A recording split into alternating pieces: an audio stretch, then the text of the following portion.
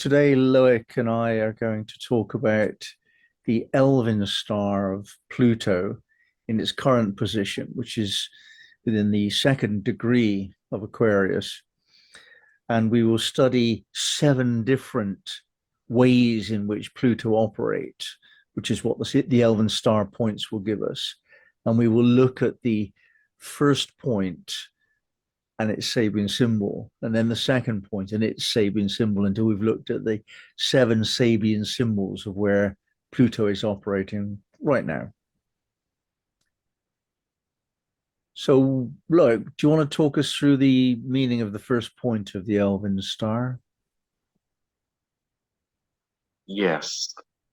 So we are talking about the Elven Star of Pluto, and we are talking about intensified involvement, self-empowerment issues, matters of maximum impact, and all or nothing questions.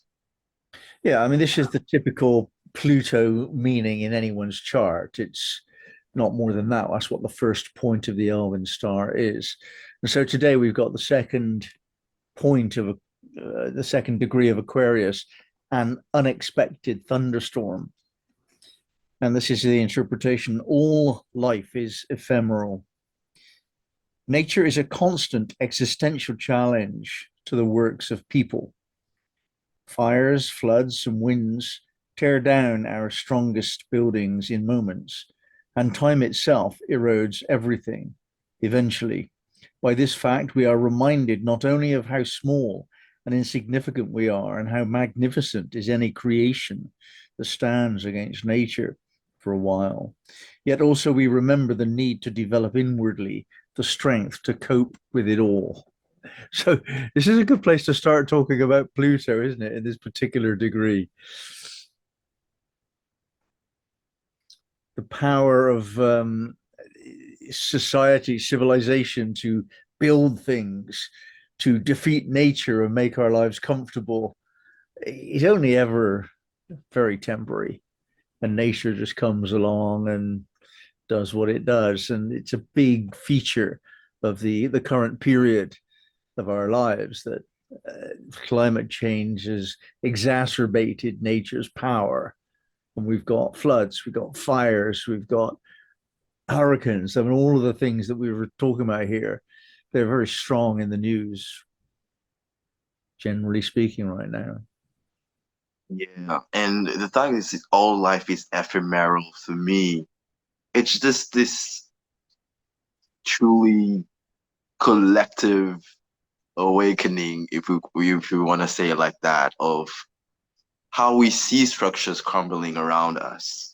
We see things, we see people rising up to the occasions, and we just see the late stage of capitalism. For example, we are under that late stage of capitalism, and we see how new forms are trying to um emerge, and how people are not the ephemeral of that, the aspect of how it's crumbling. Okay, so how we are going to act, how we are going to cope with the fact that this is something that is dying. What are we creating next and stuff? So this aspect of change is inevitable, which is, is an ecological psychological principle of my studies. And yeah, I think this is it. This is Aquarius too.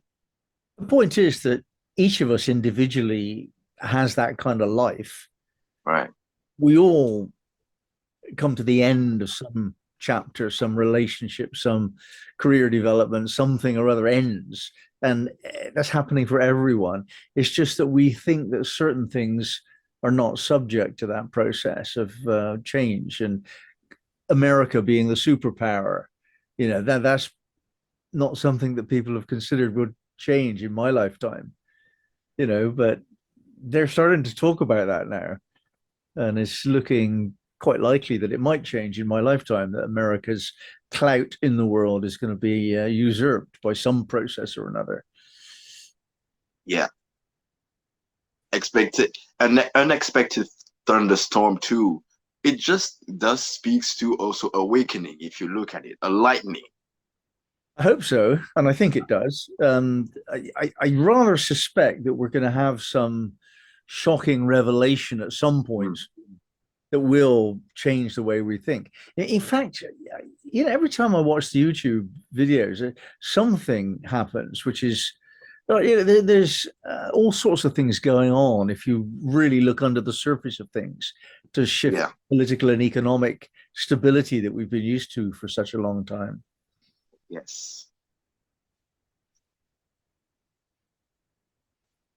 Right. We can go to the next. It's like the foundation is set. It's an unexpected thunderstorm. So we are going to keep going into this Elven Star of Pluto. So we're now going into the second point of our Elven Star of Pluto. Is it authentic communication? That's what it says. Intense mode of self-expression, powerful ideas. Yeah, so we're moving on to the hello word within the seven word system. The second point of the Elven Star relates to how we build our mental model of the world and how we validate that through communication. So, from Pluto's point of view, it's trying to communicate. If we see Pluto and all the other planets as types of consciousness, Pluto's consciousness is the most impressive agency of fundamental change. And it wants to say that to us. It wants to communicate that. It doesn't want to destroy things and spoil our lives. If you give Pluto a sense of its purpose, it wants to explain things, teach things to us. I think we have to affirm that it's got that level of um, intelligence about it. So the second point is to do with impeccable communications because it's Pluto and Pluto must tell the truth. So we have Cancer 6, the second Elven star point is in the Sabian symbol, which means game birds feathering their nests. And the strapline here is accepting the ruthlessness of nature. Interesting how this ties up with the first point. Nature is ruthless, and here we have to learn about how to accept the ruthlessness of nature. The social aspect of stabilizing our identity, of course, has to do with interaction between all the various aspects of being alive. At its most basic level, one group feeds another to create a food chain. So we give life and nurture to certain plants and domesticated animals so that we can later eat them. Very often in life, we serve and are served, and then are served up. On some level, we are all eating and eaten.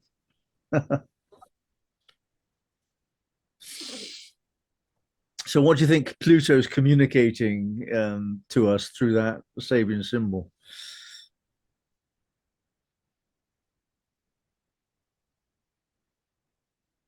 Well, it's one of the points that you're making. We have to face the cruel imperative that something has to die, that we may live. It's going back to the first point, but we do think, okay, everything, we gotta accept that change is inevitable. When we start to accept that, we gotta take responsibility. So what needs to die then? If we are living with the principle that change is there, change is always happening, or it is happening, it's part of our lives. What we need to let go of, release, and so that something new can emerge. Um, and I think this is something to do with acceptance that capitalism is not working. That's not Yeah, work. I think getting it down to the personal level, we're seeing through Trump's economic policies the crushing end of our economic wealth period. We've been getting richer and richer and richer for decade after decade, but now that's finished. The economies of the world are not going to support the level of um, overindulgence in capitalism that we've been enjoying, if that's the right word for it. It's just become obscenely too much. And right now, you know, the tariffs and the sanctions and so on are making many lives closer to nature. People are having to go back and starting to grow food and put up with having less than they had before. This is really a current phenomenon. And in this degree too, underneath it, there is this aspect of we have to rethink our individualism aspect. This aspect of very often in life we serve and are served and then are served up. And some level we are all eating and eaten. I think there is an aspect of looking at our relationship with individualism and understanding understanding that everything is an exchange and coming to terms with that. It's just like this aspect of authentic communication. What does the community actually need? And what is it that you are, what is the agenda what is the agenda that you do have that you need to come to terms with so that that can actually feed the community? I think there is something there too. Yeah, for example, in England, there's about 60 million people and about 25 million cars. Um, and of those 25 million cars, about 23 million are parked at any particular time. In other words, not in use. And so we've built 12 times as many cars as we need. And the reason we've done that is because we insist on being individually free to do whatever we want whenever we want to. And instead of developing a proper taxi system to deal with that, like they have in poor countries, if you go to any poor country, you can always get a cheap taxi to go anywhere you want immediately, day or night. But you go to the rich countries and you've got this obscene wastage of resources that's mostly unused. So accepting the ruthlessness of nature is also accepting our communal responsibility. Yeah. As soon as nature really starts getting angry with us, we'll come together as a community and have to defend against that. And I think that's happening already. Right. We're going somewhere with this, and let's see what the Elven Star of Pluto, the third point, is really telling us, because we are touching on something here. So the third Elven Star of Pluto, which has a thanks um, ground to it, has to do with most intense relationship, right? So our most intense relationships, soft power, family issues, dealing effectively with boundaries, issues in love. Yeah, and again, you have the same principle where when nature threatens us, the community binds itself together. So does the family. I mean, people run home to their families as soon as something's going on.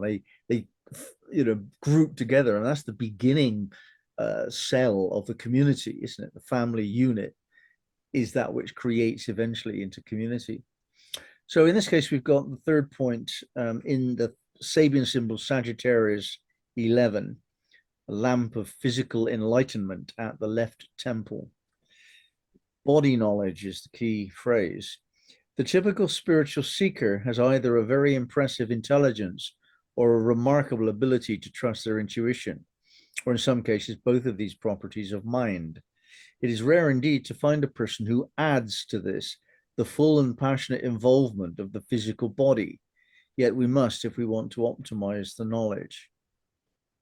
So that's what this is about, the aspect of our intelligence, which is registering as a feeling within the physical body. And you could simplify that by saying trust your intuition.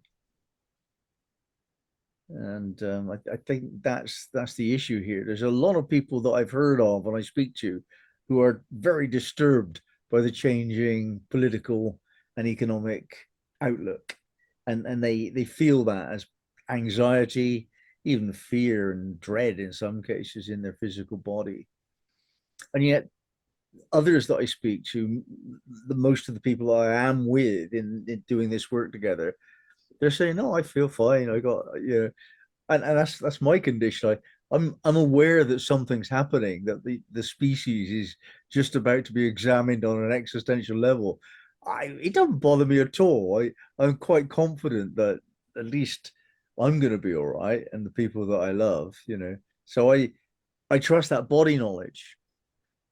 Yeah. There is a truth that we have to accept, again with this word, accept in my learning in ecological psychology, is that we are mammals, and we have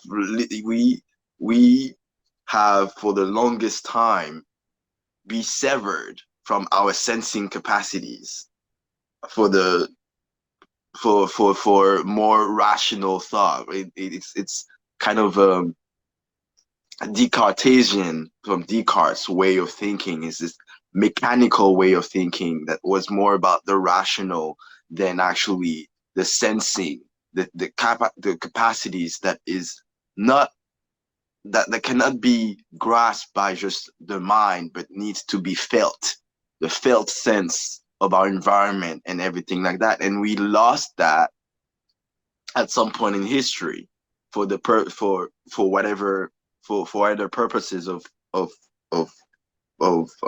conquest, let's say. So I think this is very interesting in this Sagittarius 11 body knowledge. There is a claiming, and I feel like this is maybe when we go into the soft power aspect of everything, that there is something that we need to come back to that aspect of sensing and the felt sense of Yeah, knowledge.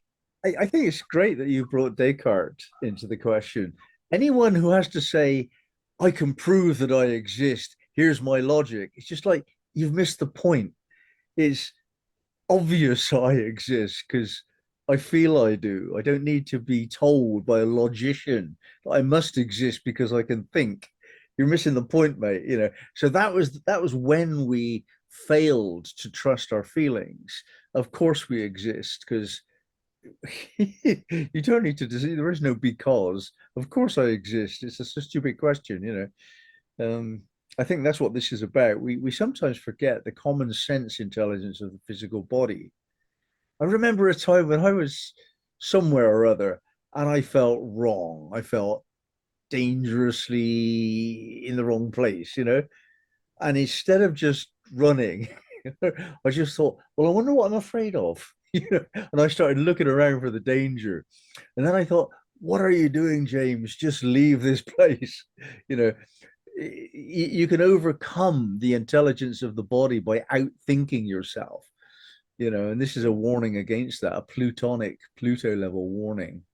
Trust. And I do believe it is so funny because I do believe that it was by design. Like I mean, I've learned it, but at the same time, I feel like there is so many the structures that wants to uphold and not die, right? We feel like there is an acceptance that things needs to die, and it's some forces are really working really hard to hold on to what they have and refuse, ignore the things and the structures that needs to die. I think it is by design that we commonly the severing of the masses and the poor, the those who are vulnerable, to sever them from that the feeling capacities, so that they can work with that, so that they can really have a chance to um to deal with or to combat the system that is oppressing them, or Yeah, stuff like that. So there is a strategy that is being done here. I think what That Pluto's is, yeah. sort of doing in this third point is saying, like, if you want to know who to be with to survive, feel feel what's right. And you know, that's what I'm doing when I'm sort of interviewing people for the masterclass. It's not a list of criteria I tick off. I just feel whether or not this person is kind of, you know, my wavelength actually. Right. And I think Pluto's saying, well, trust that. That's probably Yeah. more dependable than the mind. The mind tells lies, you know, the body cannot. And we see time and time again how people like to scream, like it's very apropos with the second. It's like people like the third, but it's very apropos to the second too. People like to scream facts when in fact people sometimes need community. And it's like you go with your intellect instead of actually going more with your intelligence. For me, I always make the difference between the intellect and the intelligence. And I feel like people like to scream like how to be in a certain way and stuff like that, and they don't, the body knowledge of actually that person right now don't need your facts, like this is not where they are. They need you to be with them, relate, the third point, right, the third Yeah, aspect of it. yeah. Good. Okay, so now we're going into the fourth Elven Star of Pluto. So transformation, facing darkness, serious confrontations, brushes with power possessors. Yeah, this is serious stuff, isn't it? Taurus 15, a man muffled up with a rakish silk hat. This is all about coping with adversity. Anyone who has cultivated a mature ability to integrate with society and who can carry responsibilities and maintain a healthy approach to play and relaxation needs then to face up willingly to a few difficulties, cope well with crises, and not fall down. Yeah, I think this is where we're moving it. We're heading towards, or we're probably already there in so many cases, a time when we just have to cope. Yeah, That's on its way, and it's probably present for a lot of people already. yeah. Pushing against obstacles towards self-improvement. Coping forces us to develop in character, right? So the development of character, how are you going to develop that? And there is, I always associate that, and I mention mention it to you, is this fourth point has to do with transformation, which is very important because it's almost like giving you clues of elements to to understand, okay, how would you cope with adversity? What is it that you can, that you need to be aware of? And he mentions the maintenance of an healthy approach to play and relaxation, um, that is needed to face up the few difficulties and coping well with crisis and not fall down. And I think there is this point of reckoning that we need to understand that in moment of grief, if you allow grief to happen, meaning allow things to die by accepting the ruthlessness of nature and everything like that, you do have to understand how to grieve and then how to have also place of joy within your grief, and hold those two things, hold the tensions of those two things, and cultivating and developing those abilities are Yeah, going to be very important, I believe, to cope with adversities. I think we need to also understand that the individual doing that all at the same time, the individuals doing that create humanity doing that. I think we're being put on notice that humanity itself is facing adversity, and collectively we have to cope with that. And what you've just said is look for the light, look for what comes after the examination, and we need Mm. to place our attention now on what we can gain by letting go, grieving over the superabundance of things and materiality, the expectation of defending of Europe, for example, depending on America to take care of it. Never been a very good idea, really, and so on. Where we have not taken responsibility for coping with our adversity ourselves, and we've given the duty of that to someone else. It's time to step up, and that's true for our species as well. Our species has to grow up right now. I mean, this must be the awakening that we've all been yearning for all of our lives. Surely, it must be. Yeah, I think it just I like this symbol because it does speaks to if we really grasp, if we really want to study it and work with it, work with this symbol and this image of a man muffled up with a rakish silk hat. It just it really gives you the elements that you need to know, okay, so how am I going to be a trustworthy person? How am I? What is the things that I'm working on, that I'm cultivating, that I'm learning from my environment or to myself with a group of people that will lead me to claim that I am trustworthy, that people are in my presence can trust me. This is very important because Yeah. people don't know who to trust. Well, I think the image is a bit subtle, but when we unpick it, we've got a man muffled up against the elements. It's cold and he needs a warm coat, but he's Right, wearing this ridiculous hat. It's right, silk. It's not against the snow and the rain and the hurricane. It's right, silk. And like what we're asked to do here is like, by all means, guard against the danger that's coming, but bring a sense of grace, charm, glamour, humor. Just come on, lighten up. I think that's the wisdom of 15 Taurus. right. Yeah. All right. Let's move.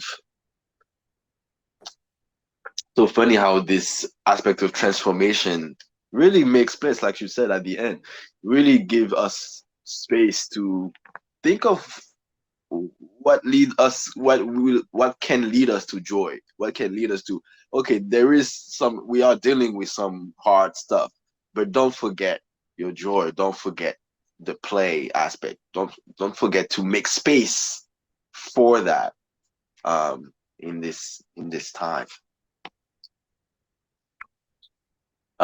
So we are going to the fifth point: major obstacles to success, power of partnership, powerful visionary goals, empowerment through sacredness. Yeah, well, this particular Sabian symbol underlines the importance of group interaction. It's Libra 19, a gang of robbers in hiding. And the strapline is the power of group dissent. The power of group dissent. Though we may feel outrage at injustice strongly enough to take action, this is entirely impotent against the great forces of crystallized structure unless we act with others towards the same goal. The ability to collect together a group that we inspire and direct is an aspect of our journey. Rebelliousness in an individual will be enough to break away from conservative habits, yet insufficient to um, build anew anything substantial. So we're seeing that, aren't we? We're seeing people rise up against governments in great numbers in different countries right now. We can't really do anything alone. Yeah, It's probably not the best thing to rise up and throw bombs at others. The rebellions in the past have been rather violent mostly, but not yeah, always. You had the sort of non-violent protests in India. They got rid of the British at that time. But the Yeah. important point is that you have to get together with a group. We're not going to bring about what's coming unless we get together as a group. So I think we are all encouraged to find groups to identify with. Yeah, we must assert our freedom against external threats. It's so funny that this phrase, because right now what is happening in America with recently a very popular late night show has been, is it late night? I don't know if it's late night, but the Jimmy Kimmel show has been um exterminated. I don't know how the word is, but his is no longer on air because of the comments that he did to regarding the murder, the assassination of Charlie Kirk, and immediately off air after the comment that he made, and he got support from very different, unexpected people that are still part of the conservative wing, let's say, but knew that what was done here was not good. And it just shows to show that I feel like we are also moving towards finding community where we were less expecting to find community, finding people where we were less expecting. And we didn't think that this guy would be also against what is happening, Sure. despite despite his affiliation before. So it's very interesting how the power of group descent against the external threat in this case is very governmental centric, and how they were in cahoots with the media because of what happened. And then so we look at there is also a lot of optimism in this for me, because there's the aspect of it's not only the people who you would think, oh, of course you would be part of my community because we share majority of our politic is very aligned, but we find now people who not really share our immediate proximity in terms of our politic, and yet they are with us because they understand that there is a bigger fish, bigger fight at hand. So it's very interesting the time that we're in. Yeah, the old criteria which around which groups formed, the left and the right, for example, that doesn't apply anymore. People are reorganizing their criteria of choice, and we don't really Exactly. know when it's going to finish, where it's going to end up, and what are the determinants of this kind of voter or that kind of voter. We just don't know. It's all in the mix at the moment, isn't it? Exactly. Yeah. Hey, let's go to the sixth point. Elven Star of Pluto. So coming to terms, willingness to compromise, issues of guilt and blame, powerful self-examination. Yeah, that's the sixth point. It's to do with sorry in the seven word system. It's it's coming to terms with the fact that you have not been perfect in the past. That whatever you don't like in your life, you did it. It's your fault. It's not that you're to blame for it. It's just the fault is yours. So that actually is an empowerment. If it's my fault, I can fix it.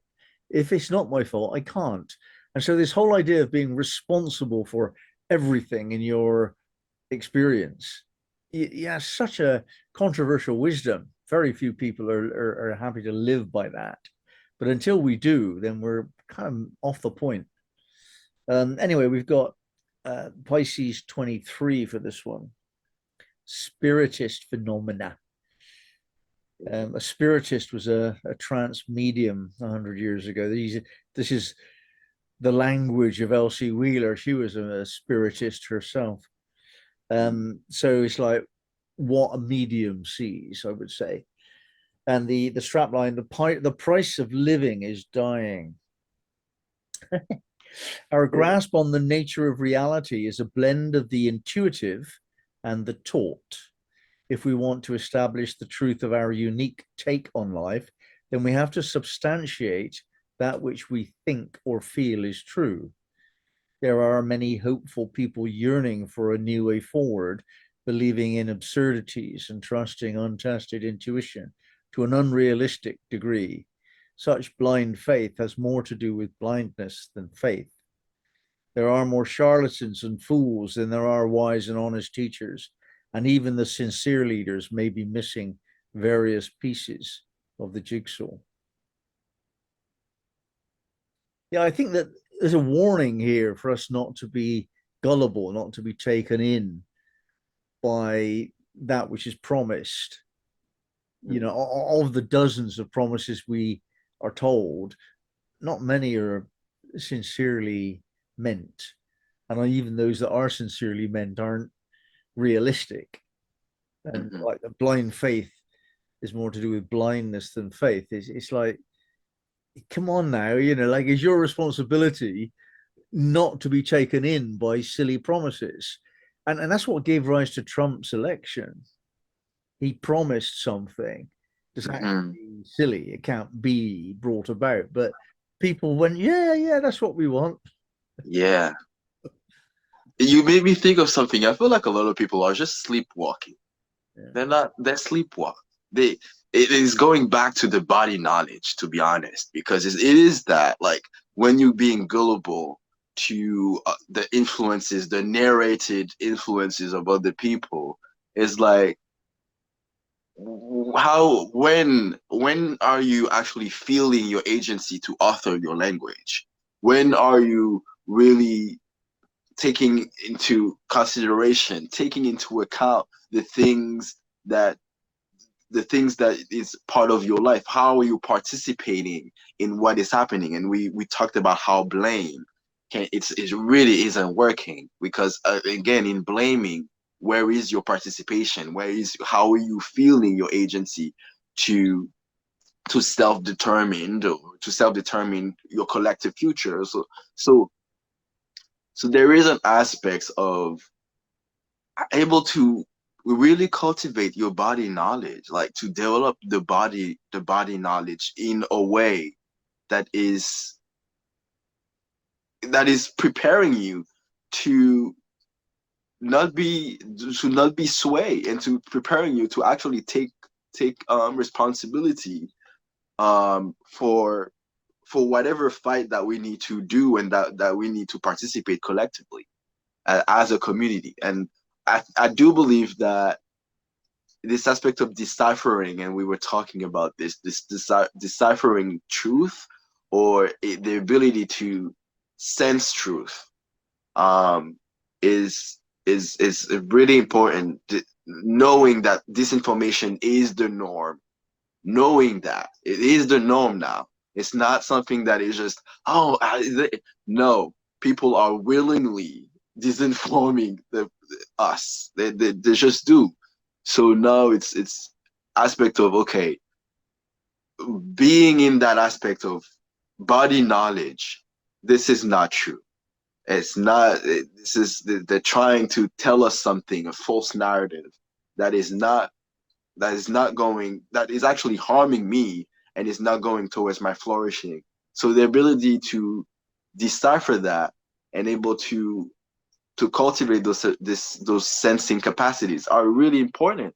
And it's not without those things, you're just going to be, I don't know, overwhelmed or swayed, or I don't know. It just you have to come to terms with that. I feel like. I think one of the most important things of that is the sleepwalking. You know, if people want what they want. They want to be alive. They want to enjoy life. They want all of these freedoms and the abundance that we do have. And compared to relatively recently in human history, we are so much richer than we've ever been. Those who have, uh, Right. they really have a lot. And Yeah. there's a price for that. And the price is to be responsible for who you let govern you. I mean, how can anyone like Trump govern the major superpower of the day? It just, Mm. it's a joke, isn't it? It's a Simpson joke. The Simpsons predicted this, didn't they? Don't know if you know about that, but um, Mm. a comedy cartoon program Yeah, predicted. yeah, yeah, yeah, yeah. The Simpson, yeah. You know, it's that silly. I mean, people Right. allowed things to get that silly because they're not responsible. And we need to look around and see to what extent we're allowing someone else to take responsibility for what is really for us to deal with. And Yeah. it's all of us that need to do that. We can't point the finger at the idiot voters that voted for these politicians. We're all responsible for allowing that to be the case. I like that, and it makes me realize this other thing. Is like it's not really about are we complicit or not. It's to what extent. Yeah. I actually understand that I am part of this system because this is, but I'm intentionally knowing my complicity and knowing the extent of that. As some people are not really honest with how complicit they are, and they are really really participating in this reinforcement. When people are always to say like we are all complicit some level we are all complicit, but understanding Mm. that's powerful self-examination to what extent is very important. Yeah, moment by moment, you just have to do the right thing. And there's no rules about that. There's no written handbook about what is the right thing because it's different for different people in different moments. But we know what's the right thing in every moment. And if we do the right thing and follow our enthusiasm in every moment by doing the right thing, which you know um, is a protocol by which we live, then things will eventually sort themselves out. But unless we do that, then we depend upon an outside agency to sort things out for us. And that goes to our last point about Elven Star of Pluto here. Release of control, freedom from oppression, letting go of emotional blocks, deep healing. What can you say about the fact that it is the seventh point of this whole journey? It's Elven Star of Pluto, which is release of control, freedom from oppression. I love that one. Letting go of emotional blocks, deep healing. It's very telling. It points to a very high level of consciousness.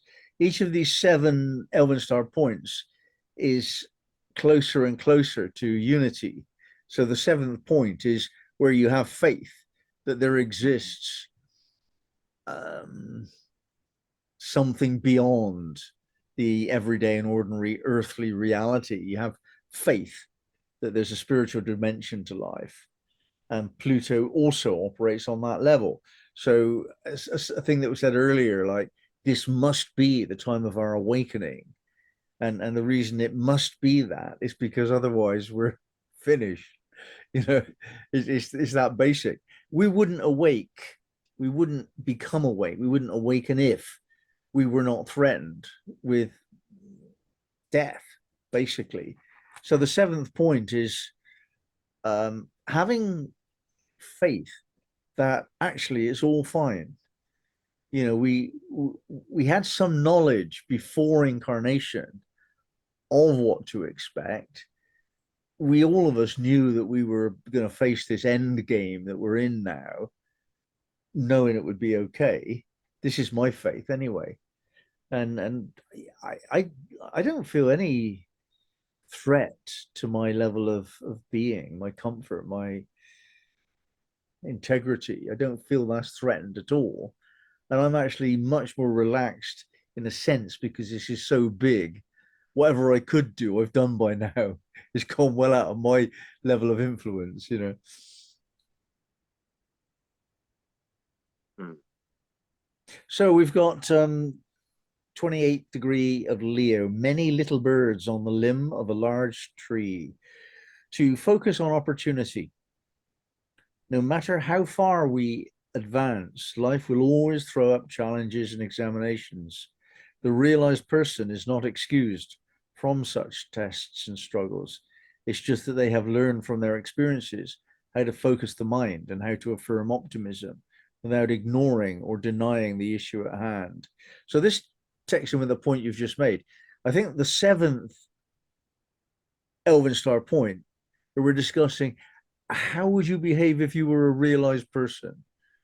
Why don't you affirm that you are and sort of find out? So if all of us actually behaved as if we were awakened spiritually and we were behaving right now as if we were awakened, what would we do? That's the seventh point of Pluto. And to focus on opportunity, change your gaze from Trump and all that he's doing and the wars and all that stuff that the news demands we give our attention to. Change your point of gaze away from that and notice that this is the greatest opportunity ever for a widespread awakening of human consciousness. We're moving into the next level of consciousness where beauty and truth and love are normal. And anybody who's not experiencing that, well, we'll give them help, but we'll know that they're the old ones out. We're moving into that dimension, I think. I Yeah. affirm, I pray. Yeah. And something that comes to me with this is just this aspect of um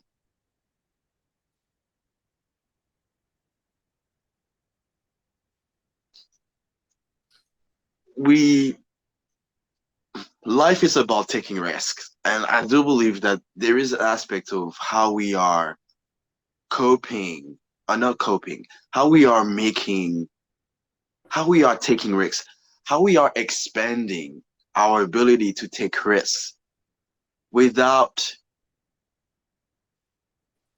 without feeling that we are um unsafe. So this aspect of putting ourselves out there, putting ourselves, focusing on the opportunities, either focusing on the opportunities that life offers, even if you know that whatever that you're putting ourselves, there's also you can put yourself into harm's way, but still you have cultivated a way of being, like you said, this awakened individual, this awakened person has cultivated some capacities that is not oppositional to them ability to take risk in life and always feel that they will come back, they will be okay.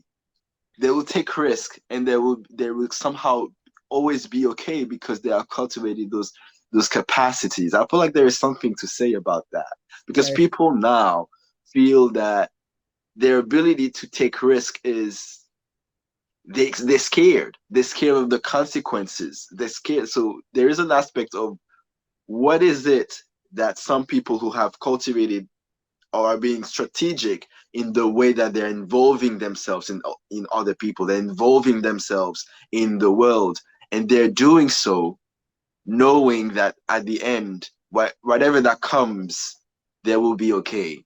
They can rely on something that they have cultivated, that they will always be okay. So I feel like there is an aspect of it, those yeah, kind of people. that's what faith is. The point about the risk is that whatever you have now that you cherish, there's one certainty that you will lose it. We don't know how long, but it will be lost at some point. We know that. And that's the only thing that's involved in the risk. If you act in a certain way, it will be sooner. If you act in a different way, it will be later. But the only thing that you're risking is the duration that you're able to hold on to. Well, you're able to hold on to the illusion that you're holding on to the resource because you're not controlling anything. The only thing you can control is yourself if you're a master. So yeah, we live in risk. Every time we wake up, there's not a certainty that we'll go to sleep that night. We might not make it. That's the Yeah, nature of life. yeah. We're And I animals. think it is yeah, and I think it is required of us to in this last point, it's required of us to keep our heart open, you know, this aspect of focusing on the opportunities. I think how can you do that without an open heart? So it is requiring us to understand what is required of us, or how can we keep our heart open in the midst of everything so that we can evolve, focus on whatever opportunities that is available for us, and trust that, have faith in that. Um, It yeah, always comes back to faith. If you got faith, yeah, you just do what you're doing, it'll work. If you haven't got faith, whatever you yeah, do is going to go wrong eventually. yeah. And I think for me, if I'm talking to me personally, faith to me, it's a result of the trust, because I do believe that if I would not have faith if I didn't trust myself. Hard to know what the difference is between those two things. It's the same with self-confidence. It's the same with optimism. They're all tied up together, aren't they? It's a semantic question to distinguish. Right. Probably different in different languages as well. If you But translate, I like to look at faith as the like this is something that like faith is the bridge in the vast ocean of uncertainty. yeah, it's pretty. That's pretty. And I like that. Because I do believe this is it. Faith is just very much about how we navigate the decisions that we make, and in a waste, in the ocean of uncertainty, how we keep moving, release of control, freedom from oppression. Um, and then yeah, it's in Leo 28 too. So it's the late degrees of Leo. It's a mature, evolve expression of Leo here. Um, so yeah, I think very interesting. What any last thoughts about this evolution, Elven Star of Pluto, and where we are? I think it's good to